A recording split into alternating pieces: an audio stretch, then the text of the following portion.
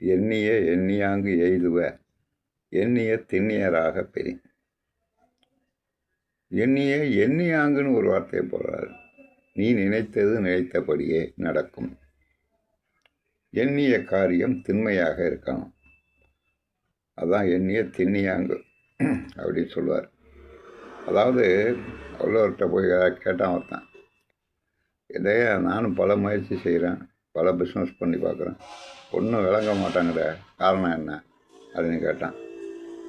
அவர் சொன்னார், பக்கத்தில் ஆறு இருக்குது, அதில் கொஞ்சோண்டு குழியை தோண்டினா தண்ணி வரும், ஒரு சொம்பு தண்ணி கொண்டு வா, குடிச்சிட்டு சொல்கிறேன் மாற்ற அப்படின்னார்.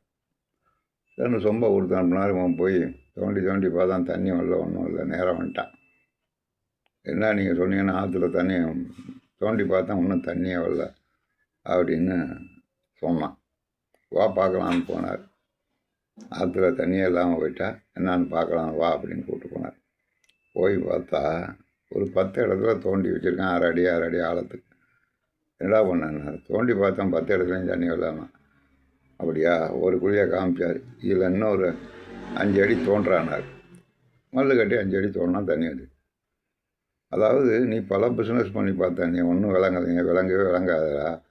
ஏதாச்சும் ஒரு பிஸ்னஸை உருப்படியாக செய்ய, அதில் என்ன நன்மை தீன்மை இருக்குன்னு ஆராய், எதனால் தவறு ஏற்படுகிறது, ஏன் இதில் நாம் தோல்வி அடைந்தோம் அப்படின்னு சிந்தனையை மேலவங்க கண்டிப்பாக வெற்றி பெறுவார்.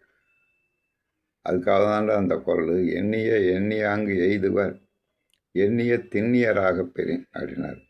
நீ நினைத்த காரியம் உண்மையாகவும் உறுதியாகவும் இருக்கணும். அப்படின்னா தான் ஜெயிக்க முடியும். ரஜினி முகமது ஏன் 18 தடவை இந்தியா மேலே போகிற எடுத்தான்? 18 முறையும் தோல்வி அடைஞ்சப்போ என்னான்னு புரிஞ்சுக்கிட்டான் 17 தடவை. அதற்கு ஏற்ப கடைசியை பொறுத்தொடுத்து ஜெயித்தான். நாம் செய்கிற செயல்களில் என்ன தவறு இருக்கிறது, என்ன குறைகள் இருக்கிறது என்பதை முதலில் ஆராய வேண்டும். பிறகு அதன்படி செய்தால் வாழ்க்கையில் கண்டிப்பாக ஒரு நாள் வெற்றி அடைவாய். இதுதான் இந்த குறளுக்கு விளக்கம். எண்ணிய எண்ணியாங்கு எய்துவர் எண்ணிய திண்ணியராக பெறும். நன்றி மாணவர்களே.